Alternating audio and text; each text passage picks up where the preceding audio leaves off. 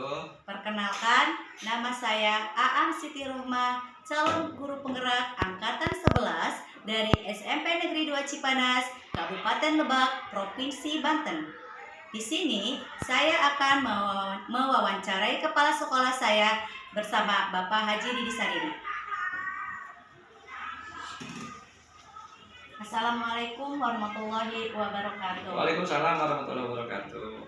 Bapak, sebelumnya saya ucapkan terima kasih karena Bapak sudah mau meluangkan waktu bersama saya. Oke. Bapak, gimana kabarnya hari ini? Alhamdulillah sehat, alhamdulillah. Oke, alhamdulillah ya Pak. Iya. Baik Bapak, di sini saya ada tugas dari guru penggerak akan melakukan wawancara terkait pengambil keputusan di instansi yang Bapak pimpin. Oke. Kalau mungkin di sini ada beberapa pertanyaan, Ya. nanti mungkin bisa Bapak jawab. Ya. Kalau mungkin tidak, nggak apa-apa Bapak. Ya. Nah baik Bapak, bisa kita mulai ya Bapak? Oke, siap. Baik Pak. Pertanyaan pertama, selama Bapak jadi kepala sekolah di tempat yang sekarang ataupun di tempat sebelumnya, Ya. bagaimana sih Bapak dapat mengidentifikasi kasus-kasus yang merupakan dilema etika ataupun bujukan moral, Pak? Bagaimana cara Bapak mengidentifikasi kasus-kasus tersebut? Ya, untuk mengidentifikasi kasus atau masalah apapun di sekolah ya, itu saya berusaha untuk mencarinya melalui apa? Melalui komunikasi dengan teman-teman guru atau warga sekolah yang lainnya, sehingga dari masukan dari teman-teman guru atau warga sekolah lainnya itu akan kelihatan, akan tampak tuh apa masalah yang dihadapi di sekolah ini. Nah, dari situ baru diambil sikap. Oh ya, ternyata di sekolah ini ada masalah ini. Nah, seperti itu. Jadi mencari tahunya dari mengkomunikasikan dengan warga sekolah. Oke, jadi dengan cara Bapak mengkomunikasikan dengan warga sekolah, Ya. untuk cara mengidentifikasinya, Pak ya. Oke. Pertanyaan yang kedua, selama ini bagaimana Bapak menjalankan pengambil keputusan di sekolah Bapak? Ya. Terutama untuk kasus-kasus di mana ada dua kepentingan yang sama-sama benar ataupun sama-sama mengandung nilai kebajikan. Ya. Seperti halnya orang pemimpin, tetap yang didahulukan adalah musyawarah. Artinya saya juga punya pembantu kepala sekolah dan wakil kepala sekolah bidang kurikulum, kesiswaan dan juga yang lainnya. Ya. Saya ajak mereka ada diskusi untuk menentukan ini mana prioritas yang mana dulu yang kita dahulukan dalam menjalankan tugas ini gitu ya. Jadi mana dulu ini? Apakah ini dulu atau ini dulu? Nah dari itu kan ada masukan tuh, ada masukan dari teman-teman makasih kurikulum itu atau dari kesiswaan yang lain atau yang lainnya. Akhirnya oh ya, berarti saya harus memutuskan ini dulu. Karena ini lebih urgen, lebih mengena ke seluruh warga sekolah seperti itu. Jadi tetap musyawarah ya untuk menentukan. Jadi Bapak cara menjalankannya adalah dengan cara mengajak musyawarah para wakil kurikulum ataupun kesiswaan untuk bisa mengambil keputusan ini. Oke. Yang pertanyaan yang selanjutnya, langkah-langkah atau prosedur seperti apa yang biasa Bapak lakukan selama ini? Ya seperti tadi ya, kalau untuk menentukan suatu keputusan tetap prosedur yang saya lakukan itu adalah pertama cari informasi, mengkomunikasikannya dengan warga sekolah, kemudian udah ketemu itu titik permasalahannya, kita ajak warga sekolah untuk bermusyawarah. Nah untuk menentukannya itu dengan cara musyawarah, untuk mendapat melupakan oh ini masalah ini. Kita harus tempuh, ini kita bisa selesaikan.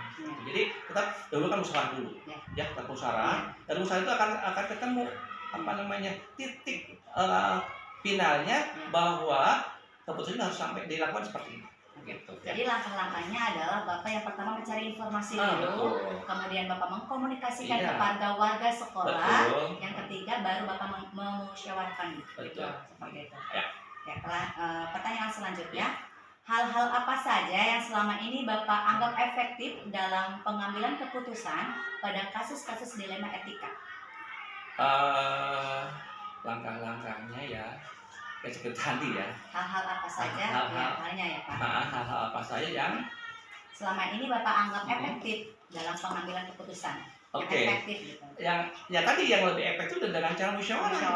Cara musyawarah. Dari musyawarah itu tetap akan kita akan mendapatkan suatu hasil kesimpulan. Oh ya, berarti seperti inilah keputusannya gitu. Dan itu kalau ada hasil musyawarah, itu keputusan yang diambil nanti itu akan lebih mengena pada seluruh warga sekolah. Dan dirasakan lebih nyaman lah, karena itu dari hasil musyawarah. Kalau diputuskan oleh saya sendiri sebagai kepala sekolah, belum tentu diterima oleh warga sekolah, gitu ya. Jadi Bapak berusaha untuk menjadi orang yang tidak otoriter. Untuk sebenarnya Bapak bisa saja ya Pak, sebagai kepala sekolah karena punya kekuasaan di sekolah tersebut. Tapi Bapak berusaha untuk tidak menjadi seseorang yang otoriter ataupun egois. Jadi Bapak lebih memilih mengajak warga sekolah untuk bisa berkontribusi dalam permasalahan tersebut dengan cara mengajak musyawarah. Seperti itu ya Pak? Oke, baik Pak. Lantas hal-hal apa saja yang selama ini merupakan tantangan dalam pengambilan keputusan pada kasus-kasus dilema etika Pak? Ya, tantangannya biasanya ya dari setiap orang kan punya pendapat, punya sikap yang tidak sama ya. Nah, itu yang pertanyaan yang paling utama. Bagaimana kita menyatukan visi, misi, persepsi kita supaya tadi tantangan-tantangan bisa kita lebur menjadi suatu keputusan yang bisa mengenakan semuanya gitu ya. Jadi kadang-kadang si A begini, si B begini. Itu yang paling sulit saya hadapi ya. Karena kadang-kadang tiap orang punya ego yang tetap mempertahankan keinginannya atau mempertahankan pendapatnya. Itu kan sangat sulit ya. Itu tantangan bagi saya. Tetapi setelah kita musyawarahkan, ini demi kebaikan semuanya, demi kebaikan warga sekolah, akhirnya kita membaur, akhirnya ketemulah titik final yang untuk diputuskan seperti itu. Jadi Bapak berusaha untuk bisa mengajak warga sekolah yang memang memiliki persepsi yang berbeda dengan cara musyawarah itu, dengan cara arahan Bapak supaya bisa musyawarah permasalahan itu terdapat titik terangnya. Jadi orang-orang tersebut bisa Bapak atasi. Bapak luar biasa Bapak. Lanjut. Pertanyaan selanjutnya, apakah Bapak memiliki sebuah tatkala atau jadwal tertentu dalam sebuah menyelesaikan kasus dilema etika? Ya jelas ya. Kalau tidak terjadwal itu jadi tidak rumit akhirnya. Kalau sudah terjadwal, pertama di awal nih, ini masa dari mana sumbernya? Apa yang menyebabkan itu? Udah ketemu itu, ada fokusnya, alihkan ke bagaimana cara menyelesaikan masalah. Jadi cara langkah penyelesaian gimana, seperti apa. Dan berikutnya bagaimana nih, udah ketemu nih cara-caranya, bagaimana cara memutuskannya, gitu ya. Jadi jadwalnya dari bagaimana permulaannya, bagaimana actionnya, bagaimana finalnya. Itu nggak bisa langsung dari permulaan sampai ke final, nggak bisa. Itu harus terjadwal. Ya, terjadwal dalam artian bukan hari ini A, hari ini besok B, bukan seperti itu. Tetap dalam konteks dalam satu waktu pun itu harus jadwal itu tersampaikan gitu loh, supaya finalnya nanti benar-benar sesuai dengan target dari masalah itu diselesaikan seperti itu. Jadi Bapak tetap memiliki sebuah jadwal untuk bisa menyelesaikan kasus dilema tersebut. Pertanyaan selanjutnya, apakah Bapak langsung menyelesaikannya di tempat atau memiliki sebuah jadwal untuk menyelesaikannya? Bentuk atau prosedur seperti apa sih yang Bapak jalankan? Ya, kalau permasalahannya itu konteksnya masih bisa diselesaikan dalam lingkaran kita, lingkup kita, ya, saya tidak harus mencari tempat lain. Di tempat permasalahan itu ada. Caranya apa? Dengan cara menyelesaikannya. Cari tadi dengan cara musyawarah tadi. Ya, ini ada masalah nih, gimana cara menyelesaikannya? Ajak orang-orang yang dianggap bisa membantu saya untuk menyelesaikan masalah ini. Ya, orang-orang yang dewasa saya dalam berpikir, bukan dewasa usia, dewasa dalam berpikir. Kalau masih muda, kalau dewasa berpikir itu yang saya ajak untuk bermusyawarah. Akhirnya apa? Dari hasil musyawarah itu akan ketemu tuh penyelesaian masalahnya di mana. Baik, jadi di sini walaupun Bapak kepala sekolah yang ibarat kata mempunyai sebuah kekuasaan, tapi Bapak tetap mengajak orang-orang untuk bisa terlibat dalam menyelesaikan masalah ini. Dan Bapak tidak melihat status usia ya Pak. Selagi itu usia guru tersebut muda, tapi pemikirannya ya bisa memberikan kontribusi untuk Bapak ajak gitu ya. Untuk bermusyawarah tersebut. Betul. Baik Bapak. Pertanyaan selanjutnya, adakah seseorang atau faktor-faktor apa yang selama ini mempermudah atau membantu Bapak dalam pengambilan keputusan dalam kasus-kasus dilema etika? Ya, Saya kalau menyelesaikan suatu masalah bukan hanya meminta bantuan satu orang. Kenapa? Kalau satu orang itu pendapatnya bisa saja tidak sesuai dengan apa yang diinginkan. Ya. Sehingga saya untuk menyelesaikan suatu masalah itu mengajak beberapa orang yang tadi yang saya sampaikan, yang dianggap berpikiran luas, berpikiran dewasa, gitu ya. Beberapa orang yang saya minta pendapatnya, sehingga apa? Pendapat dari banyak orang itu akan kelihatan nih mana yang lebih mementingkan pada masyarakat banyak gitu ya, pada warga sekolah yang banyak gitu. Jadi tidak hanya menggunakan satu orang dua orang, tapi mungkin lebih dari dua orang ya. Supaya apa? Karena mungkin dari satu orang pertama, orang kedua, orang ketiga pasti beda pendapatnya. Tapi yang kita titik temunya di mana? Oh ya di sini gitu. Jadi melibatkan beberapa orang ya. Baik Bapak. Pertanyaan terakhir Bapak. Ya. Dari semua hal yang sudah disampaikan, pembelajaran apa yang dapat Bapak petik dari pengalaman Bapak pengambilan keputusan dilema etika tersebut? Ya, pengalaman yang paling sangat saya dapatkan dari berapa konflik masalah yang dihadapi, tetap intinya adalah musyawarah. Dengan cara musyawarah itulah kita akan mendapatkan solusi. Gak mungkin tidak diselesaikan sendiri. Kenapa? Karena ini sekolah ini bukan milik saya sendiri, milik warga sekolah. Makanya ketika ada masalah di sekolah, ya ini bareng-bareng kita selesaikan. Terutama orang-orang yang memang berpikiran dewasa ya. Tidak kalau bukan orang yang nggak dewasa nggak susah ya. Ya bukan dewasa, walaupun usianya masih muda tapi pikiran dewasa tidak saja untuk musyawarah. Itu. Ya, barangkali seperti itu ya. Pak, terima kasih Bapak. Oke, terima kasih sama-sama. Atas jawaban-jawaban Bapak yang sangat luar biasa, yang sangat membantu saya. Terima kasih saya ucapkan. Ya, semoga lancar ya. Amin, ya GP-nya bisa lulus sampai jadi GP jadi C-nya hilang ya. Amin, ya Allah. Dan nanti kedepannya bisa lebih bagus lagi, lebih aktif lagi dalam melaksanakan tugas sesuai dengan tupoksinya. Ya, jadi kan contoh untuk guru-guru yang lainnya. Soalnya apa? Guru penggerak adalah model dari guru-guru yang lainnya. Kenapa? Guru penggerak adalah memiliki jangkauan, memiliki cakupan, memiliki paradigma yang luar biasa. Ya, mudah-mudahan saya bisa mengimplementasikan. Oke, amin. Terima kasih. Oke, sama-sama. Assalamualaikum warahmatullahi wabarakatuh. Waalaikumsalam warahmatullahi wabarakatuh.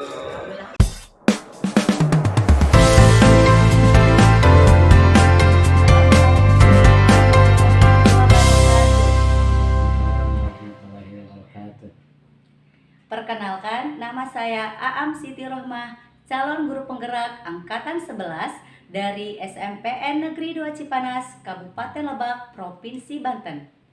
Di sini, saya akan mewawancarai Bapak Kepala Sekolah bernama Bapak Sumpena SPD dari SDN 1 Sukasari. Di sini, saya akan mewawancarai beliau terkait modul pengambilan keputusan. Assalamualaikum warahmatullahi wabarakatuh. Waalaikumsalam warahmatullahi wabarakatuh. Bapak, sebelumnya saya ucapkan terima kasih. Bapak sudah mau dan bisa meluangkan waktu untuk saya wawancarai. Ya, sama-sama. Selamat datang di sekolah ada 1 Sukasari. Baik, Bapak, sama-sama. Bapak gimana kabarnya hari ini, Pak? Alhamdulillah sehat. Oke, alhamdulillah sehat ya, Pak.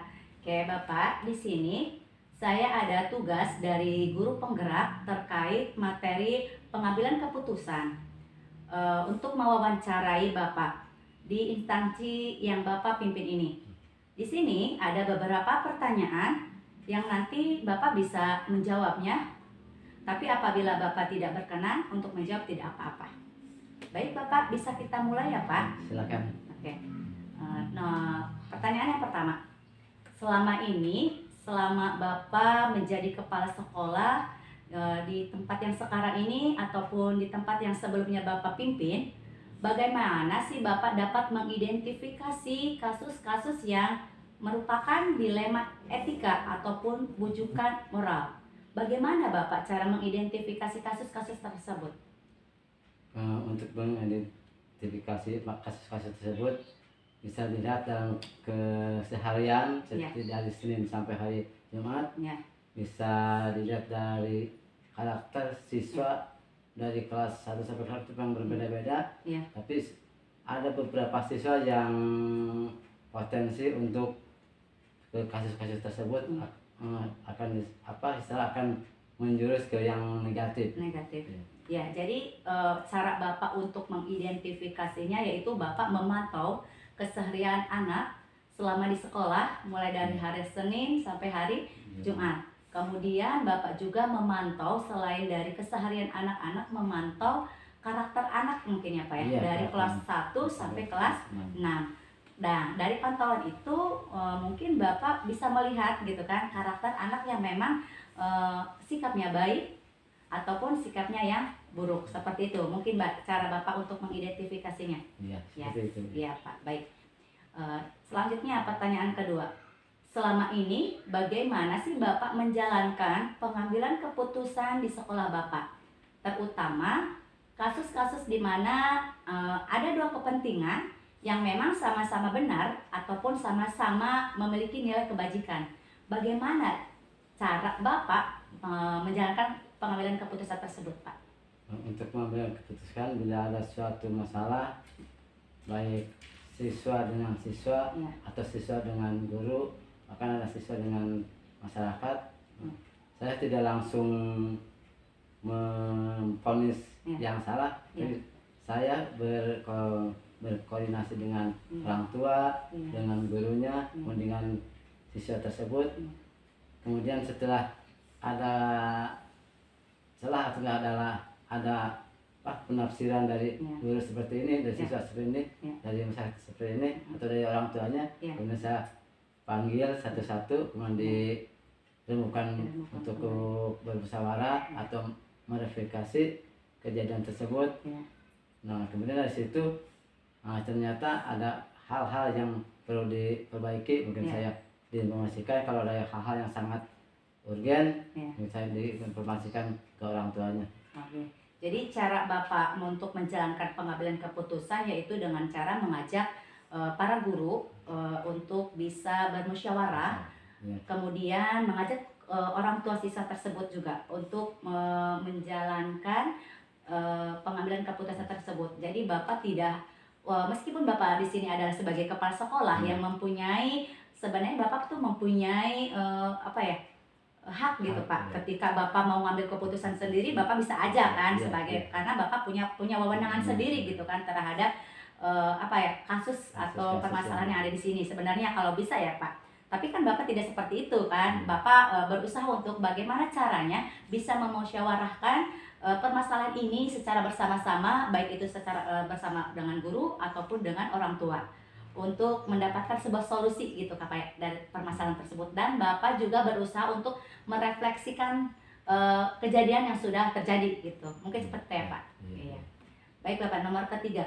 Langkah-langkah apa atau prosedur seperti apa yang biasa Bapak lakukan selama ini? Prosedurnya? Prosedurnya dari awal kita misalkan ada informasi dari guru kelas atau dari temannya, lapor ke guru biasanya. Kemudian saya telusuri dulu, ditanyakan dulu, betul nggak ini nih. Nah, kalau seandainya betul, udah yakin, mungkin saya panggil orangnya. Ketika masalah ini bisa diselesaikan secara intern sekolah, udah aja sampai sini. Kecuali kalau misalkan ada yang misalkan ini tidak bisa diselesaikan dengan intern sekolah, harus misalkan melibatkan orang tua atau yang lain. Saya berhubungan dengan komite, bagaimana dengan jalan tengahnya.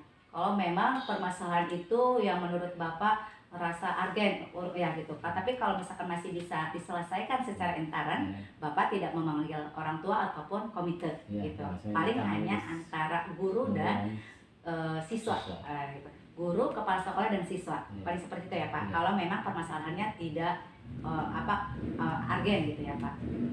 Selanjutnya Pak, hal-hal apa saja yang selama ini Bapak anggap efektif dalam pengambilan keputusan pada kasus-kasus etika? Yang pernah saya alami untuk hal tersebut yang efektif itu ketika kejadian hari ini atau misalkan harus segera ditindak langsung. Jadi tidak dia nanti gitu. Ya, jadi Bapak tidak menunda-nunda kasus atau permasalahan yang telah terjadi. Tapi begitu Bapak mengetahui atau ada laporan dari ke wali kelas gitu ataupun dari guru mata pelajaran, Bapak langsung menindaklanjuti gitu dengan cara mungkin mengidentifikasi terlebih dahulu. Seperti itu ya Pak. Baik Bapak, pertanyaan selanjutnya. hal-hal apa saja yang selama ini merupakan tantangan dalam pengambilan keputusan pada kasus-kasus dilema etika, Pak? Tantangannya seperti apa, Pak? Ya. Dalam mengambil keputusan ini adalah ketika siswa melaporkan apa ke orang tua, ke temannya itu tidak sesuai dengan fakta. Ketika misalkan contoh kalau misalkan ada siswa yang misalkan dicubit atau gimana oleh seseorang, ternyata kalau laporannya ke orang tua atau ke temannya, saya dicubit sampai biru, saya atau misalkan dipukul, ditempeleng, padahal temannya tidak seperti itu gitu. Ya, jadi terkadang anak itu melebihkan permasalahan yang ada, padahal memang posisinya dicubit biasa saja, tapi mereka melebihkan bilang ke orang tuanya sampai biru gitu, Pak. Padahal memang kenyataannya, dan itu menjadikan sebuah tantangan bagi Bapak gitu kan. Ya memang bagusnya sebenarnya ketika siswa punya masalah, jangan harus bilang ke orang tua dulu ya, Pak. Karena memang kalau memang masih bisa diselesaikan di sekolah, maka harusnya siswa tersebut kan di situ posisi wali kelas sebagai orang tua ya, Pak.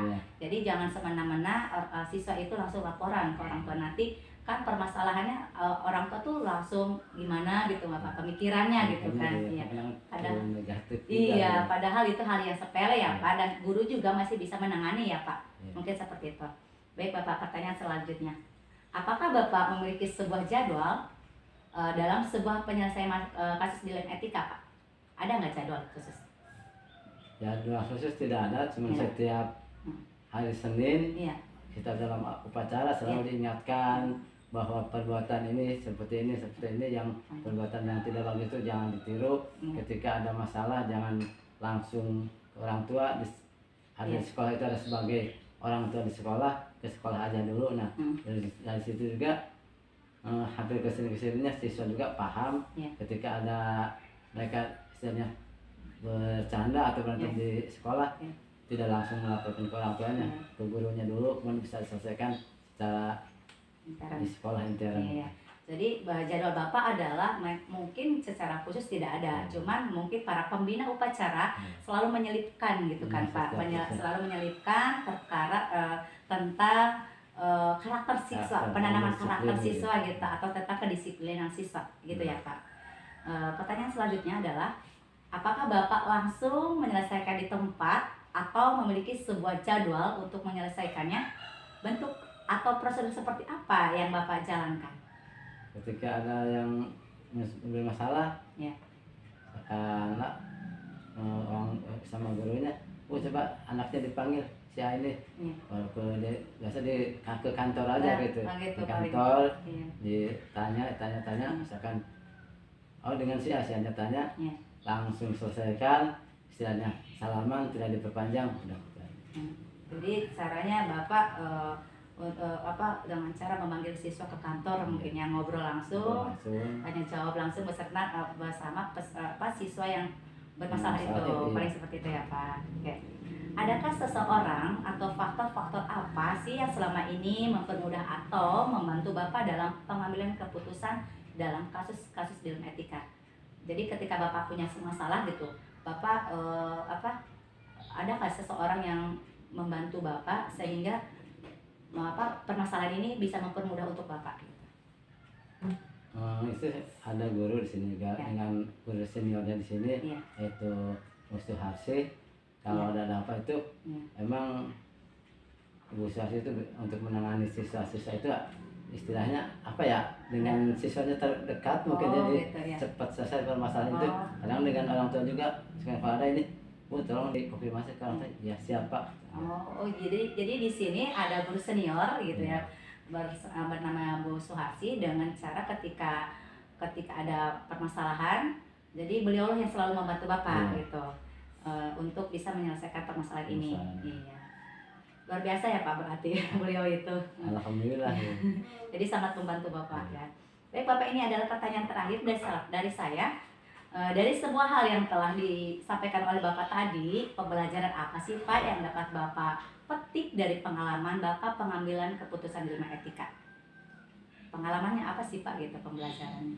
Pembelajaran untuk bagi saya pribadi, apa istilahnya, tantangan berat dan tantangan harus diusahakan, istilahnya jangan sampai berulang lagi dengan cara salah satu tadi dengan pada saat upacara, pada saat istirahat saya selalu keliling ketika ada yang orang siswa ngelumung saya deketin, ada apa ini, kadang-kadang istilahnya kalau dalam istilah sini mah lalagaan atau beranteman, nah itu saya langsung diawasi atau istilahnya jangan main seperti itu, nanti kalau kejadian kalau misalnya kelepasan bisa berantem beneran. Iya, padahal mereka mungkin ya bercanda, tapi kita sebagai guru wasas banget ya Pak, ketika melihat anak berkerumun di dalam kelas ataupun di dalam di luar lapangan, kita langsung merasa sugesti kita langsung takut mereka berantem gitu. Ya ada sesuatu yang hal negatif gitu yang